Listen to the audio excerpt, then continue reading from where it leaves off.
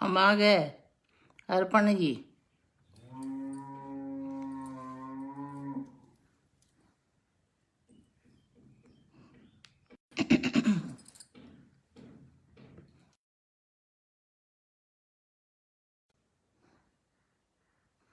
ऐसा धुंधला क्यों आ रहा है?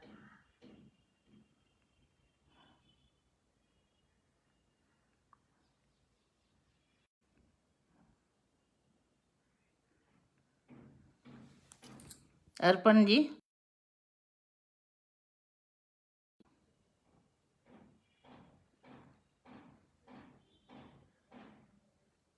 धुंधला क्यों आ रहा है? समझ में नहीं आ रहा।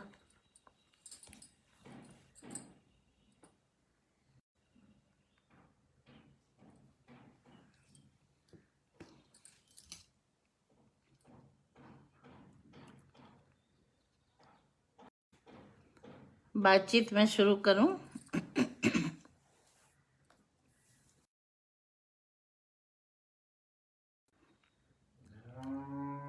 आज पता नहीं क्यों हमारी तरफ धुंधला जैसा आ रहा है। आप लोगों को ठीक दिख रहा है?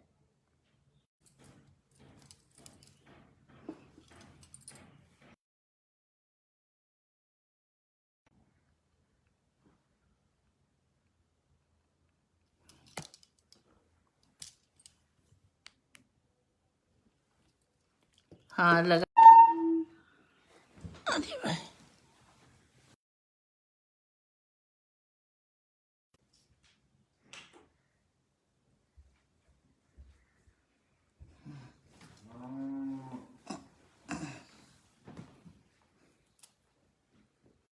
बेटर है थोड़ा।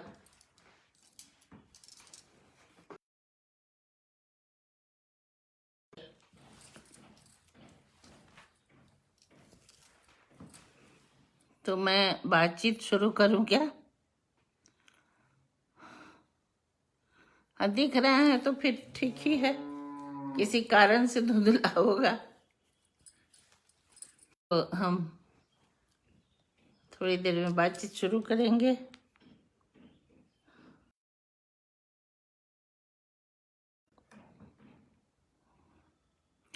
अर्पण तो है ही।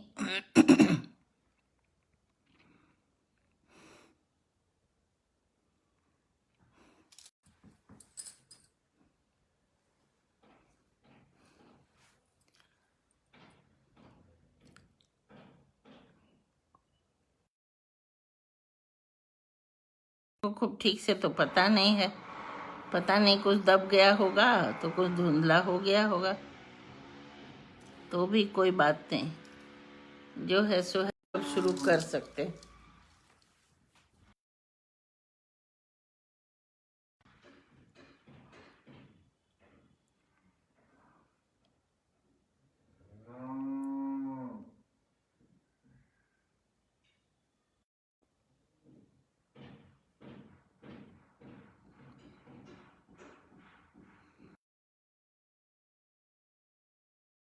उसके रोकने से भी कुछ नहीं होगा, वो रंभाती रहेगी रंभाती रहेगी, और वो क्या उसका उपाय कुछ नहीं।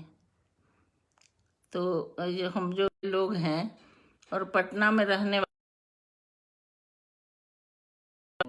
गर्दभ की ये सब सुनने की आदत है, और जब मन होगा तब उनको कोई रोक नहीं सकता, उन पर किसी का जोर नहीं चलता। शुरू कर दे रही हूँ। ये मैं सबसे पहले जनसुलभ पुस्तकालय के हमारे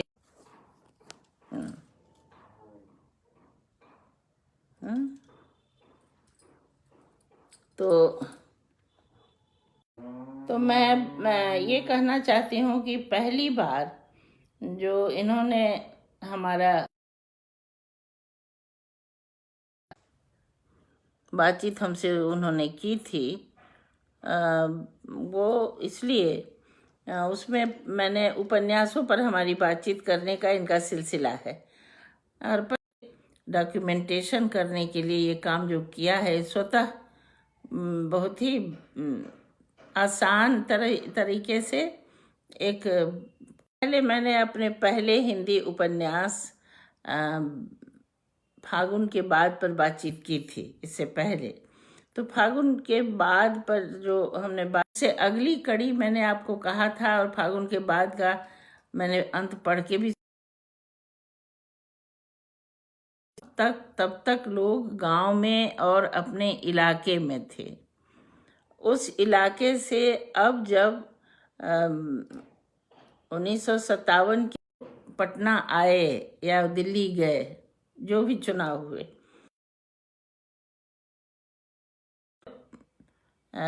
अपने इलाके से कम रहने लगा संबंध और राजधानी से ज़्यादा रहने लग गया। ये मैंने कहा था।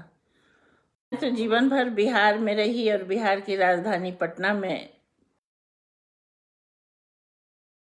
तो मैं सोचा कि आखिर मेरी शिक्षा दीक्षा और बाद में मेरी वृत्ति मैं जो कर रही हूँ, मेरा सब कुछ पट है, यहीं पर रहा। और यहाँ रहने से एक हाथ की दूरी पर समझिए गांव है,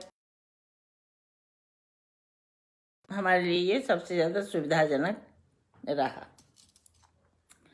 तो मैं उसी समय से सोच रही थी कि पटना को किस प्रकार पेश में एक आंदोलन हुआ, आंदोलन के बाद सब कुछ उलट पलट हुआ, जो होना ही चाहिए, ये होता रहता है, क्योंकि हम से जनादेश जिनको मिला, वो लोग जब आए तो एक संविध टाइप की सरकार बनी थी बिहार में भी और देश के अनेक प्रांत। ये राजधानी है, स्वाभाविक है कि ये राजधानी जो है, हाँ, तो राजधानी है, तो राजधानी का सबसे पहला तो काम राजनीतिक होना ही है, क्योंकि समाज नहीं तो राजनीति क्या, राजनीति तो समाज से ही निकलता है।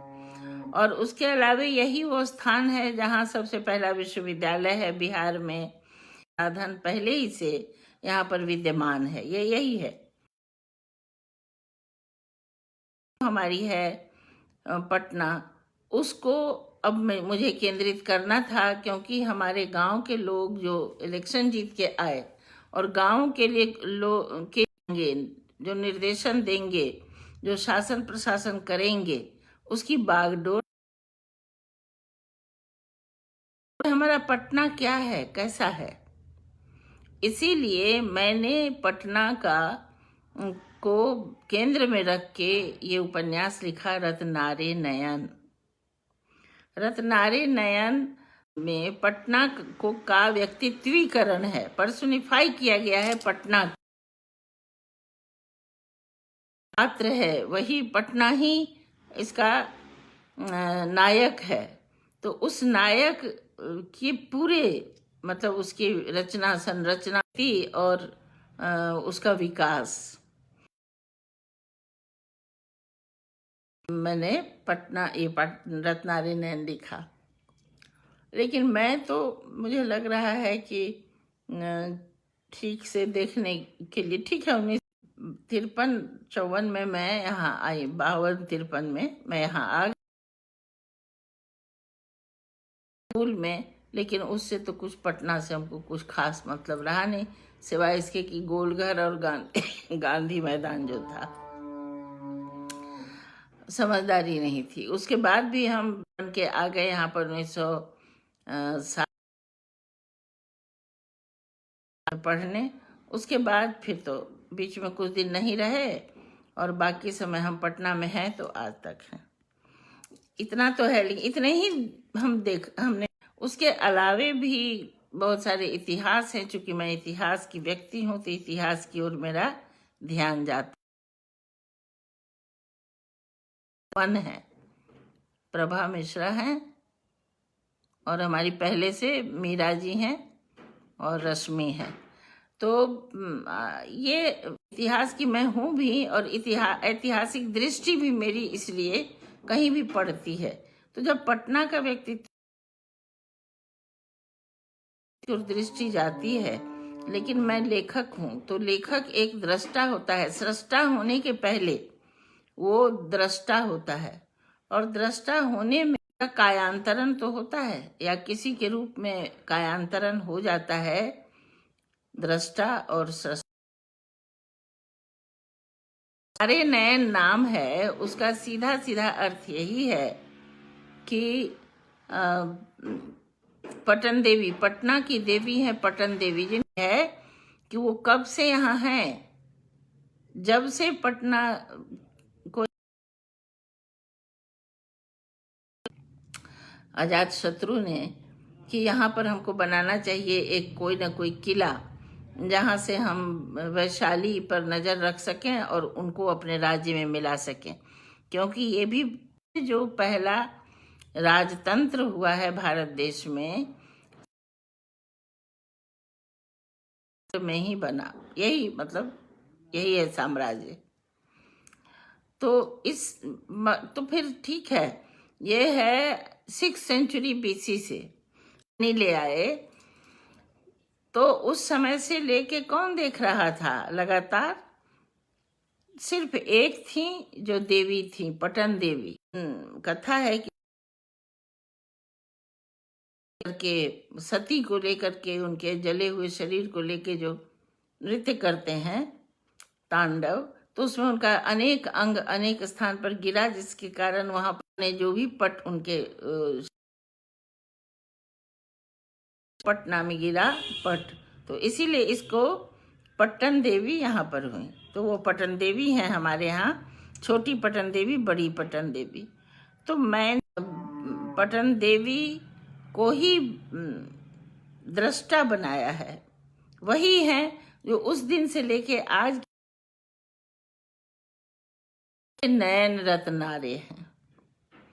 तो रत्नारे नयन से वो पटना को देख रही हैं, और उन्हीं की दृष्टि से मैंने पटना को देखा। और रत्नारे नयन उपन्यास उस बीच में पटना में, मतलब बिहार में, पटना में नहीं, बिहार के सिवान में एक नवयुवक जो स्वयं हथियार, उसी वैसे ही दल में था जहां हथियार चलाया जाता है। आप सब जान वैध है हथियार चलाना, और वही उनका सिद्धांत है, वही उनकी पॉलिसी है। तो उस दल का था, लेकिन हथियार छोड़ने का निर्णय उन लोगों ने कर, युवक था, छात्र नेता था, उसकी हत्या हो गई। तो उद्वेलित होकर के उस वक्त मैंने सीमांत कथा नाम की, एक तरह से समझिए रत्नारे नयन और सीमांत कथा एक साथ लिखा गया। तो मैंने ये बता दूं, उसके बाद सीमांत कथा पर हम लोग बात करेंगे। तो रत्नारे नयन में लिख रही थी और आधा से ज्यादा हो चुका था उस वक्त ये दुर्घटना हुई, क्योंकि की पूर्व संध्या पर ये उपन्यास खत्म हो जाता है, उसके बाद फिर होता है। तो रही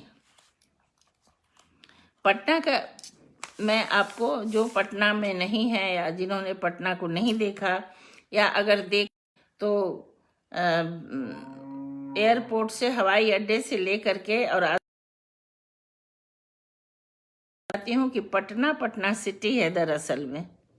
तो उसकी चर्चा मैं आपको करने के लिए इसकी शुरुआत पढ़ के सुना देना चाहती हूँ। रही है बहुत खुशी की बात। चौक पटना का आपको नक्शा, असली पटना जो पाटलिपुत्र, चौक के बीचों बीच खड़ा है विशाल पीपल का पेड़। पेड़ के मोटे तने के गिर्द ईंट पत्थरों का घेरा पड़ा है। उस घेरे पर मजबूत सीमेंट चढ़ा है। आज के दिनों खाली नहीं रहता। दिन रात सुस्ताने और सोने वाले लोग पड़े रहते हैं। गंगा पार से आकर दूध बेचने वाले, सब्जियों वाले खोमचे टुक बैठकर सुस्ता लेते हैं। तो चौरस्ते के बीचों बीच उग आए इस विस्तृत पीपल वृक्ष मात्र के नीचे जीते जागते नर नारी, पशु पक्षी विश्राम करते हैं। इस नगर की एक विशेष मंदिर बनाने की वह पेड़ सड़क के बीचों बीच हो, नालों के किनारे हो, कहीं भी हो, पीपल की शाखें, उसकी शिराएं, अनगिनत नवजात वे ही पौधे विशाल वृक्ष में तब्दील होते जाते हैं। ऐसे पीपल के वृक्षों से पटना आच्छादित है। कभी सड़कें बनवाई थी, सड़कों के किनारे वृक्ष लगवाए थे, छायादार फल वृक्ष उत्पन्न किए हैं। वही पटना की जान है, वही पटना की शान है। पटना एक विशाल वाटिका है, उस पर भांति भांति के पेड़ रहते हैं। पेड़ों के ऊपर नीचे बसे उजड़े जीव अपनी फितरत की माने पेड़ की शिराओं की भांति उलझी गलियां पेड़ की शिराओं की भांति उलझी गलियों में घूम सुरंग से देखती रहती हैं सारा कुछ। बेखबर परिंदों का वजूद जानता है, अनुभव करता है कि वह अनदेखा नहीं है। उसका पीछा करती रहती हैं, वही पटना को देखती रहती हैं सदा हमेशा। अब इस उपन्यास में चूंकि है और ये शहर भारत की राजनीति की दिशा बदलने वाला है, ये तो इसमें कोई भी मतांतर नहीं है। भारत की राजनीति को बदलने वाला ये मतलब कि जो इसकी जड़ है, जिस दिन हुआ वो इसीलिए राजनीति बदलने के लिए, वैशाली के जनतंत्र को समाप्त करके राजतंत्र स्थापित करने के लिए नाम का शहर जो बाद में पटना हुआ। तो पटना है, ऐसे पाटलिपुत्र एक अच्छा शानदार नाम था जो राजधानी का नाम था। या समझिए कि पूरा पाटलिपुत्र मगध का इसकी स्थापना में से बहुतों को ये पता होगा जिसकी चर्चा है इसमें, कि जब अजातशत्रु ने यहाँ पर काष्ठ का महल बनाया, पत्थर के चाहे उन खंभों के ऊपर जो बना हुआ था घर जैसा, ऊपर छाजन जो था वो लकड़ियों का था, सुंदर लकड़ियों का बहुत उपयोग ही था। पत्थर और लकड़ियों से ही घर बनता था। तो वो जो लकड़ियों का घर और किस कारण से बसा था ये तो आप समझ ही रहे हैं। तो सम्राट अशोक से पूछा कि देखिए शहर बना है, आपको पसंद आया कि नहीं? क्योंकि अगर आपको पसंद आएगा तभी हम लोग थे। तो बुद्ध से इन लोगों ने पूछा। बुद्ध ने, ज्यादातर लोगों को ये मालूम होगा, लेकिन जिन्हें अगर नहीं याद हो तो मैं याद दिलाना चाहती हूँ, क्यों देते थे। तो भगवान बुद्ध ने संबोधित करके उत्तर दिया, आनंद, ये शहर तो बहुत ही खूबसूरत है, सुंदर है, लेकिन खतरे हमेशा रहेंगे। एक आपसी रावण का और तीसरा अग्निकांड का। तो ये तीनों बातें मतलब ये ऐसा नहीं कि उन्होंने भविष्यवाणी किया। मैं इस बात पर बिल्कुल इस बात पर करती हूँ कि कोई भविष्यवाणी कर सकता है। भविष्यवाणी समय बड़े बड़े लोग कर जाते हैं, जैसे गौतम बुद्ध, भगवान बुद्ध माने जाते हैं, हमारे 9वें अवतार हैं, लेकिन उन अवतार के मुंह से जो ये बगा भी नहीं। उसका कारण है कि ये 3 नदियों के बीच का जो स्थान है, जो जमीन है, छपरा और पटना के बीच में, पटना ही गंगा में गिरती है, सोन मिल जाते हैं। और तीसरी पुनपुन भी बहुत विशाल नदी है, युगी नदी है। तो ये 3 नदी जलाप्लावन का खतरा होगा यदि तीनों की तीनों नदियां एक साथ बढ़ चढ़ आए, तो वो तो जलाप्लावन होगा ही। इसमें तो कोई भी भविष्य नदी के। दूसरी बात आग का, तो लकड़ी का ऊपर में आच्छादित था सारा, सिर्फ पत्थर नीचे था, पूरा शहर जल के राख हो सकता था। आगे के समय में भी यही हुआ था, जैसे मौर्यन पीरियड तक, कहाँ 6 सेंचुरी तक पटना म्यूजियम में अभी भी रखा हुआ है। सड़कें तक तो था नहीं, तो लकड़ियों के पटरे से पूरी राजधानी की सड़कें बनी हुई थी। मतलब लकड़ियों का प्रचुर उपयोग था। उसका कारण था कि पहले थी, और इस पटना को ही तो लकड़ियां काट के ये वन था और पाटली ग्राम था, तो उस ग्राम लकड़ियों का एक से एक सुंदर बनाया गया, बनाई गई सड़कें।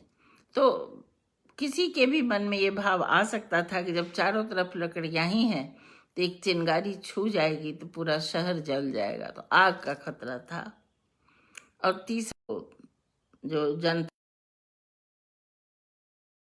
शाली का गणतंत्र, वो गणतंत्र अजातशत्रु के मामा का ही था, लेकिन उनको हवस हो गई, और अनेक कारण हो सकते हैं, लेकिन सबसे बड़ा कारण होता है, कारण आपको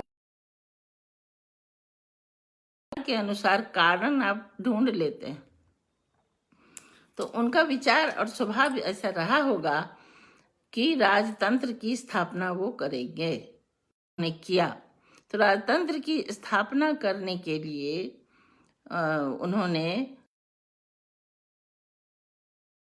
कि नावें उधर वैशाली वाली किधर से किधर जाती हैं, उनको कैसे रोकेंगे कि हमारे सीमा में जब लड़ने का कोई उपाय निकालेंगे। और जल में पार करने के लिए नावों का बेड़ा कर रहे थे। इन सब की उन्होंने यहाँ पर राजधानी बनाने की ठानी। इसको गौतम बुद्ध अगर अंदाजा लगा ले रहे हैं तो कौन आश्चर्य है। इसी ये कहना और उनका ये अंदाजा आज तक जारी है। इसको दिशा देने वाले, अरे भाई, तो ये साम्राज्यवाद की स्थापना पटना में हुई, और साम्राज्यवाद कितने दिनों तक चला? अभी 1947 में साम्राज्य है, और आपको फिर से जनतंत्र मिला है। 6 सेंचुरी बीसी के बाद आप 1947 में फिर से उस जनतंत्र को प्यार है, तो सचमुच में सभी को जनता की ओर और जनतंत्र की ओर ध्यान देना ही चाहिए। ये प्रत्येक नागरिक का कर्तव्य है। तो ये उन्होंने कहा था, तो मैंने कहा, और उसके बाद धीरे धीरे कैसे कैसे वृद्धि, बहुत ज्यादा नहीं है, लेकिन मैंने 10 पन्ने खर्च किए हैं थोड़ा सा कि कौन कौन आया। अब उसके बाद जब आधुनिक पटना बना है, बिल्कुल आधुनिक, ये सबसे पहले मैंने ये देखा कि 400 साल पहले पटना, तो पटना कौन है, पता है कि जब यहाँ से उठ के राजधानी दिल्ली चली गई, भारत की राजधानी दिल्ली चली गई, तब पटना तो राजधानी रहा नहीं भारत का। यहाँ पर कोई पहले भी किसी कोई छत्रप रहते में, जब देश आजाद हुआ तो भी दिल्ली में ही राजधानी है। पटना आपका एक प्रांत का ही सिर्फ की राजधानी है। बसने में, जबकि अब राजधानी ये नहीं थी, तब यहाँ था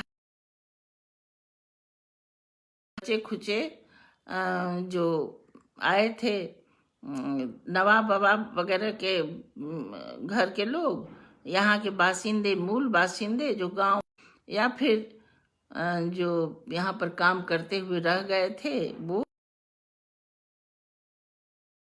लेकिन पटना अब देखिए, जहाँ पर 3-3 नदियां हैं, तो तिजारत का एक अच्छा स्थान तो होगा ही।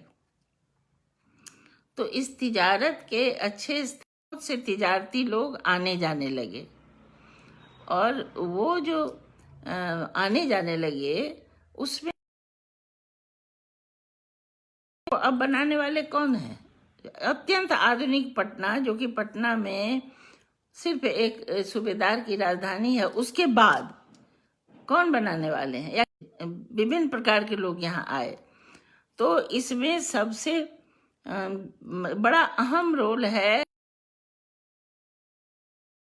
विकसित करने में और समृद्ध करने में राजस्थान के मारवाड़ तरफ के लोगों के आने का, किसी भी स्टेट की बात है। तो ये जो है यहाँ पर सबसे पहला कैसे आया मारवाड़ के लोग सबसे पहले क्यों आए, कैसे आए? 400-500 साल पहले की बात है, जब वहाँ से राजस्थान से लोग भागने लगे।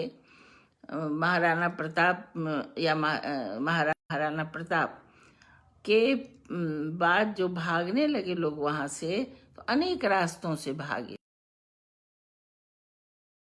चलने लगे। तो ये सब उन लोगों का कथन था। जो बुजुर्ग थे उनसे हमने पूछा तो ये कहा कि कैसे कैसे कब आया। तो नाव से जो चलते हुए लोग गया, किसी को कुछ हुआ उतर गया, और वो लोग चलते गए कि कौन पीछे संपत्ति धन लेके भाग रहे थे, चल संपत्ति लेके अचल छोड़ के जा रहे थे।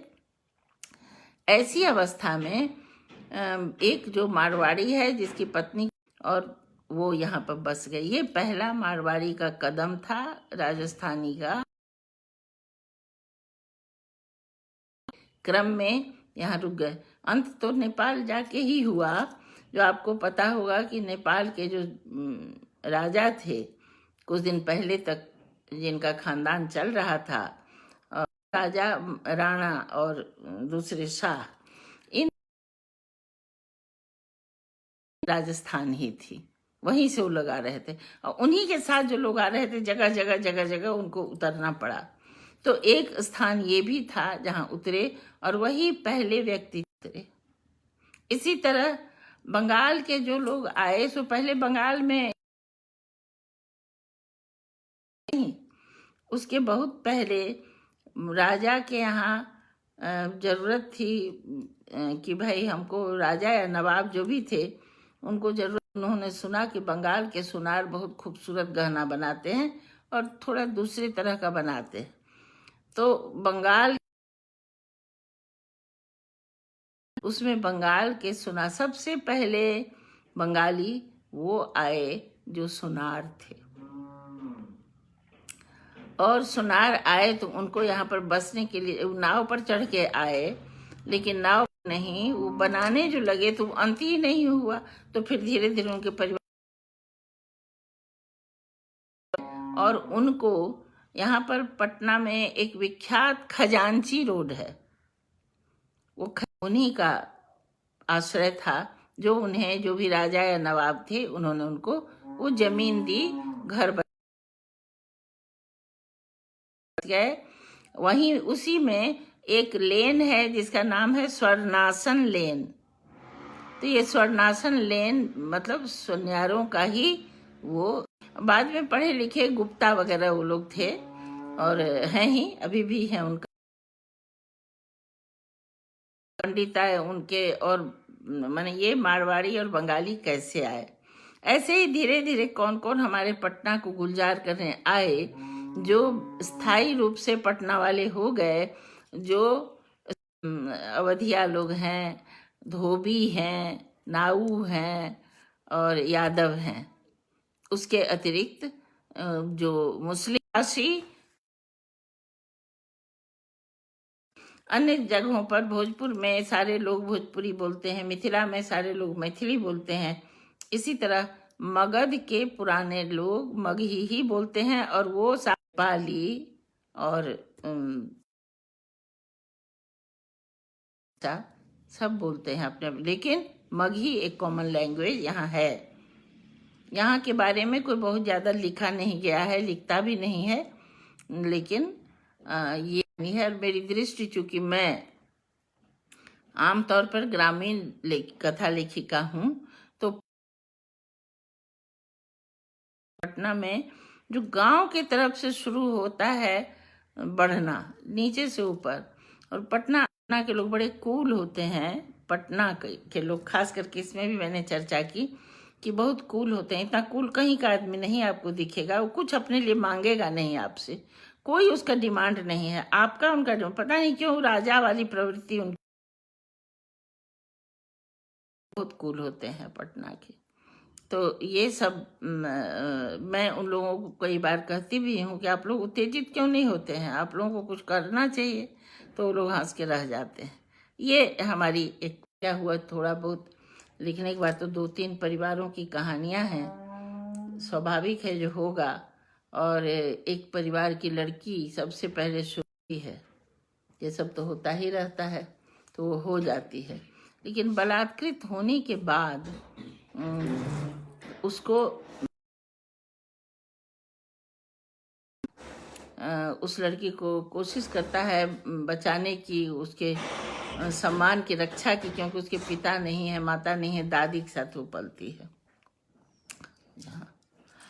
तो वो की मदद करने वाले अब बहुत बड़ी गौशाला वाले आदमी हैं। पटना सिटी में ऐसे बहुत से लोग हैं जिनको बहुत बड़ी बड़ी गौशालाएं हैं। तो गौशाला वाला लड़का अंततः उस लड़की से जो उसकी सजातीय नहीं है, उससे उसने विवाह किया। तो चूंकि समाज सुधारक है और जाति का गोप है, तो उसको टिकट मिल के जाता है और वो इलेक्शन लड़के हो जाता है राजनीति में। उसकी पत्नी को राजनीति नहीं है, उसको दुनिया की इन सब बातों से कोई इंटरेस्ट नहीं। उसी के नीति करता है, लेकिन इस लड़की से छल नहीं करता है। ये पटना की फितरत जो देखने में आई है, नहीं करता है। लेकिन एक दूसरे पढ़े एक बड़े घर का लड़का शादी करता है और वो अपनी पत्नी को,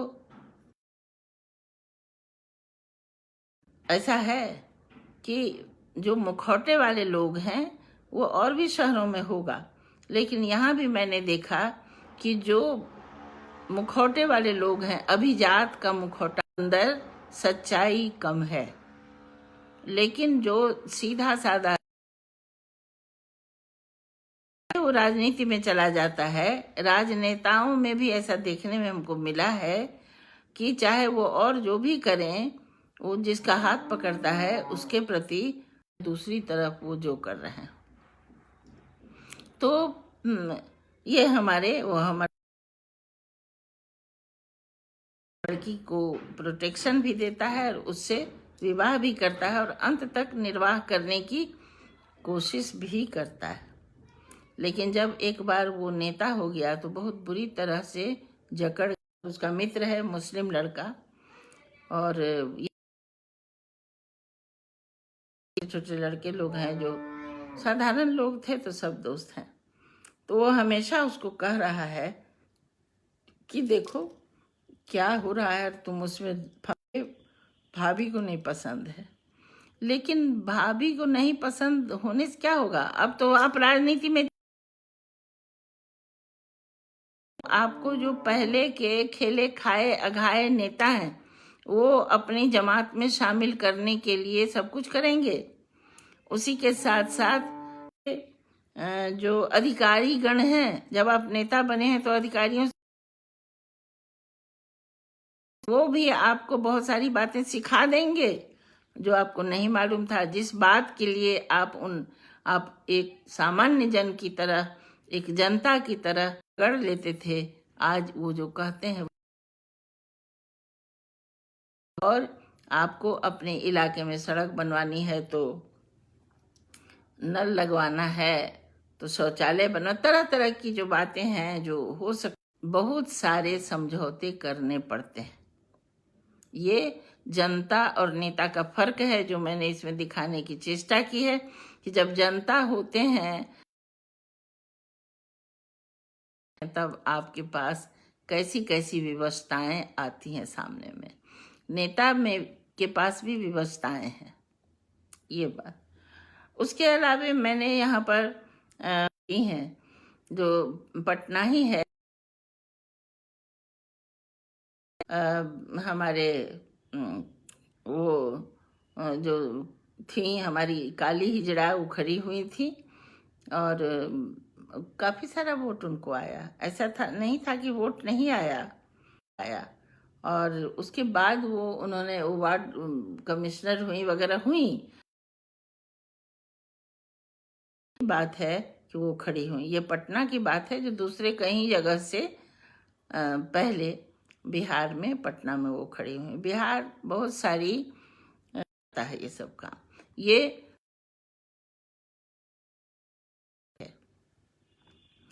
कि जो राजनीति का ये एक स्वरूप है। बहुत सारी ऐसी मतलब दलों में एक दल को मात देना चाहता है तो उसके लिए एक कैंडिडेट किसी भी तरह की हो सकती है। कोई चालाक स्त्री हो सकती है, कोई धूर्त व्यक्ति होगा, कोई लालची पैसे का होगा। इस तरह के लोग खड़े हो। हमारे बहुत बड़े पुराने नेता हैं जो होते हैं, पाठक हैं, गजेंद्र प्रसाद हिमांशु। वो हमेशा हमसे कहते हैं कि आप तो राजनीति में नहीं रही तो आप बिल्कुल भीतर कैसे जानती हैं। तो मैंने ये कहा कि सिर्फ देखने और आपकी दृष्टि साफ होनी चाहिए, और अगर आप किसी चीज को जानना चाहते हैं तो वो जानना चाहिए, बस आपको तो पता चल जाता है। ऐसी तो हम क्यों नहीं जानेंगे, हम जानते हैं। ये सारी बातें इसमें हैं। उसके अलावे पटना के संबंध में, यहाँ की शिक्षा के संबंध में भी है कि कैसे स्कूल खोले, प्रचार प्रसार होता है, और कैसे शिक्षक जब नेता बन जाते हैं तो ना वो स्कूल कॉलेज में पढ़ाते हैं और ना ही जाता है। वो क्या काम है भाई? वो काम है कि आप वेतन वृद्धि की बात और इस तरह में। अब हम पटना वाले लोग ऐसे विचित्र हो गए हैं कि हम उस वेतन वृद्धि और अपनी जो क्षुद्र पागल हो जाते हैं कि हम अपने छात्रों के भविष्य के विषय में बिल्कुल नहीं सोचते हैं। ये सारी बातें बिहार को और पटना को, दिल्ली जाके पढ़ेंगे, कहीं पढ़ेंगे, कई जगह लॉकडाउन होता रहता है, जो पटना उसमें एक बहुत मुख्य स्थान है। और इस तरह से शिक्षा जो वही कॉलेज, वही हम लोगों ने पढ़ के पास किया और हम लोगों ने बहुत कुछ प्राप्त किया, वहीं पर से छोड़ के अब बच्चे बाहर जाते हैं। क्यों? उसका वही कारण है, टीचर हैं वो अपने छात्रों के प्रति लिखा है। क्योंकि पटना का जब वर्णन करना है तो पटना विश्वविद्यालय नहीं होगा, मगध विश्वविद्यालय नहीं होगा, जो आजकल पाटलिपुत्र विश्वविद्यालय हो गया है, तो फिर पटना का क्या वर्णन। और इन सबों को देखती रहती हैं वही रत्ना, और जगने के कारण जिनकी आंख लाल है, क्योंकि वो तो सो ही नहीं पाती हैं, वो बेचैन आंखें हैं जो अपने लोगों का योगक्षेम निहारती रहती हमारी। और अब हम ये देखना चाहते हैं, मैं कुछ अंश और पढ़ के आप लोगों को सुनाऊंगी, लेकिन मैं देखना चाहती हूँ कि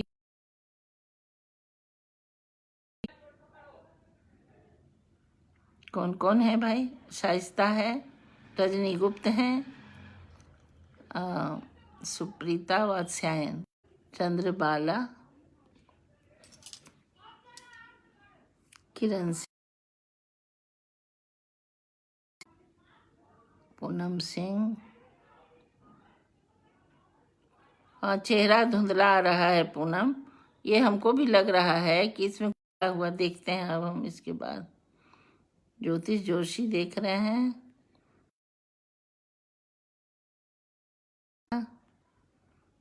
और किरण सिंह, शिवदयाल जी देख रहे हैं। शिवदयाल जी ने रत्नारे नयन को अच्छी तरह पढ़ रखा है, उस पर उन्होंने लिखा।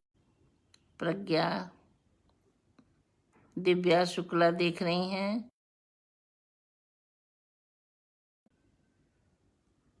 कैलाश जी भी थे, शाइस्ता है, मन है हमारी प्रभा,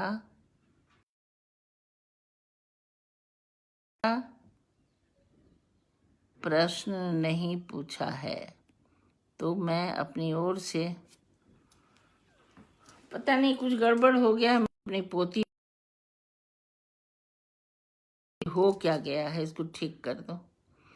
तो चलिए ठीक है। और तो फिर मैं आप लोगों को ये कहना चाहूँगी कि अगर आपको सचमुच में पढ़ तो आप सीमांत कथा ये रत्नारे जरूर पढ़िए उसके, क्योंकि सीमांत कथा भी उसी तरह का प्रॉब्लम है। मीरा मिश्रा कौशिक, आप तो शुरू से देख रही हैं। सुनाऊंगी जो एक तरह से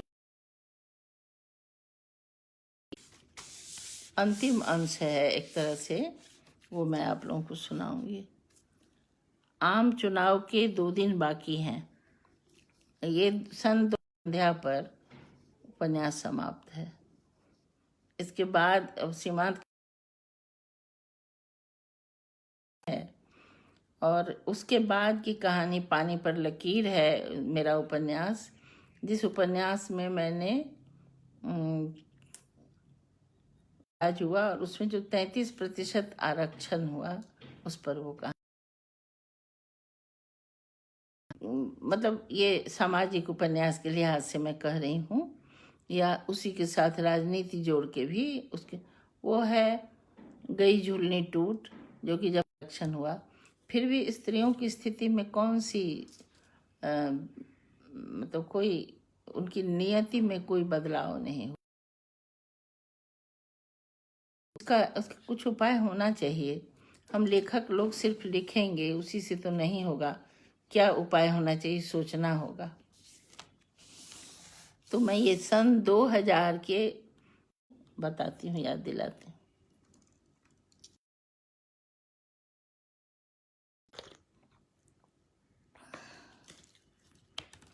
आम चुनाव के 2 दिन बाकी थे। हुसैन ने बबलू की ओर गया। गुहाल कहा जाता है जहाँ गाय भैंस बांधा जाता है। वहां बैठे लोगों से गुफ्तगू करने लगा। पता नहीं रूपा का जी घबराने लगा था। रूपा उनकी पत्नी है। क्या करे वह कि इसके चेहरे की रौनक लौटे। था कि इस बार स्थिति उतनी अच्छी नहीं है, बबलू को सहारे की जरूरत है। रूपा ने कमरे से निकलकर इधर उधर देखा। सारी बत्तियां गुल थीं, मात्र गोहाल के कमरे में रोशनी थी। वह उधर बढ़ी। रूपा ने देखा, झिरी से झांक कर बबलू और हुसैन सामने बैठे दर्जन भर अनजान अजीब से व्यक्तियों एक एक हथियार और कारतूस के डब्बे दे रहे थे। चुनाव और क्या हो रहा है? क्या बूथ कैप्चर करने की योजना बन रही है? रूपा के दिल ने कहा, ना, बबलू एक आदर्श नौजवान है, वह ऐसा कभी नहीं करेगा। आंखें दिल, रूपा के हाथ पैर ठंडे पड़ गए। खिड़की में आ गई। पल्ले के खट से बज उठने का स्वर। बबलू ने चौंक कर देखा। हुसैन झिरी से झांकने लगा। लौटकर बताया, भाभी। बबलू सकते में आ गया। अपने आप को सियासत की गलियों में पल लगे। रूपा बेजान सी बिस्तर पर पड़ी रही। बेटे की ओर भी नहीं ताका। बबलू लौटा नहीं था शायद। अगले मुकाम मोहिनी सेना देख रहा था। उसका लक्ष्य जीत हासिल कर। बसंत का आगमन हो चुका था। चौक के चबूतरी वाले पीपल झिरझिराए प्रौढ़ पत्तों को छोड़ नव कोंपलों से भर उठा था। मुलायम पत्र अखबार वाले गुजर रहे थे। दूध के पैकेट वाले ठेले चौक पर बिलम गए थे। सड़क किनारे चाय के ढाबों में सिगड़ी सुलगाने का उपक्रम। माताएं स्नान को गंगा की ओर बढ़ रही थीं। कंधे पर बैग टांगे बात थी। दादी को देखने जा रही होगी। सारे पहचान वाले यही समझ रहे थे। गंगा घाट पर रेत में बबलू से हुसैन ने कहा, भाभी घर छोड़कर चली गई, लेने दो, तुम्हारी भाभी का दिल भी जीत लूंगा, तुमसे वादा है। माथे की शिकन ढीली नहीं हुई। गंगा पार जहां तक नजर गई बबलू और लंबी सांस ली। 21वीं सदी के प्रवेश द्वार पर आम चुनाव की पूर्व ने देखा, माता का वस्त्र तार तार हो रहा है, गहवर गरम है। उन्हें भान हुआ कुछ करना पड़ेगा। पंडित जी से पूछें? जल फूल लेकर आई एक स्त्री ने कहा। लगा जैसे छोटी बड़ी पटन देवी ने एक दूसरे को देखा, आंखों ही आंखों में मुस्कुराई। छोटी पटन देवी और बड़ी पटन देवी का आचार्य जी कहते हैं, अगली सदी स्त्रियों की होगी। क्रांति सेना उनकी तो शांति सेना भी उन्हीं की। रोग शोक उनका तो उपचार भी उनका। प्रबल जिजीविषा वाली धरती से फूटती आकाश भूमि का कोना कोना अनदेखा नहीं है। इसका योगक्षेम हित अहित देखने वाली दो जोड़ी कमल नयनी आंखें अनंत काल से अहरनिश।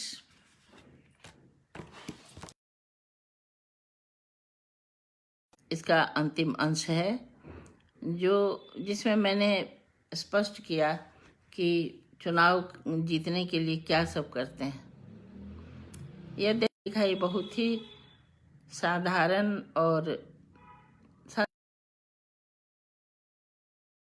क्योंकि सारे भारत के जनतंत्रवासी जानते हैं कि पैसे और हथियार के बल पर कैसे चुनाव जीता जाता रहा है, और वो उस तक पहुंच गई आज तक कि हम सबों को सोचना पड़ेगा और सोचना चाहिए, अगर नहीं सोचते हैं तो, कि और जिस प्रकार से हम इसको चला रहे हैं क्या वो स्वरूप सही है, ये सोचने वाली बात है।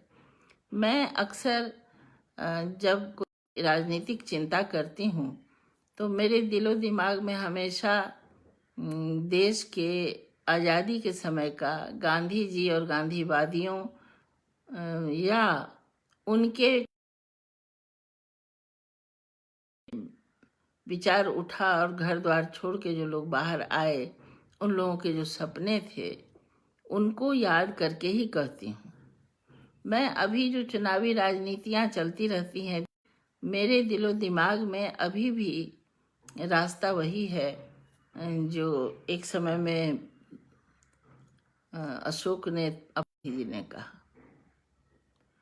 किसी ने ये नहीं कहा छोड़ दीजिए, लेकिन सबका श्रृंगार एक जगह होता है। जैसे काजल आंखों में सोहता है, अगर गाल, इसी तरह हथियार है या किसी की रक्षा के लिए सोहता है। हथियार वोट लेने के लिए नहीं सोचता है। लेकिन अब तो हथियार की भी बात नहीं है, अब तो सिर्फ लालच की बात होता है। तो ये चिंताएं मेरी हैं, और अब मेरे पास उतना समय नहीं, आने वाली पीढ़ी के पास ये समय जरूर होगा कि वो इन विषयों पर विचार करेंगे विस्तार से, और अपने शहर और अपने देश को कैसा बनाएंगे इसके विषय में सोचेंगे। जैसे मैंने पट दिखाया है आपके सामने, इसी तरह आप कहीं, मैं तो जीवन भर अपनी इस राजधानी में रही, यदि आप चाहें तो दिल्ली का व्यक्तित्वीकरण करके लिख सकते हैं, लखनऊ का लिख सकते हैं, मुंबई का लिख सकते हैं, कलकत्ता का तो लिख ही सकते हैं। कलकत्ता का है भी, लिखा हुआ भी लगता है।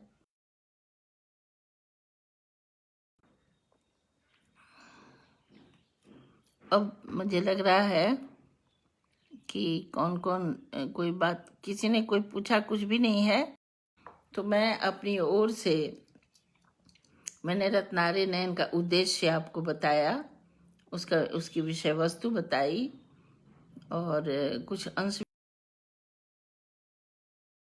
उपन्यास में आशा करती हूँ कि आप लोगों को इससे कुछ जिज्ञासा बढ़ी होगी, तो आप इसे मंगा के पढ़ सकते हैं। अब मैं समाप्त करना चाहूँगी। ये बात है, अगली सदी सचमुच स्त्रियों की है। ये तो देख रहे हैं, अभी तो 2 दशक बीत गए।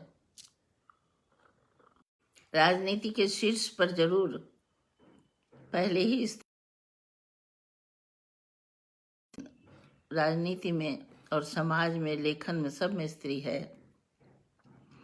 आचार्य जी का मतलब हुआ आचार्य राममूर्ति, जेपी के सारे प्रश्न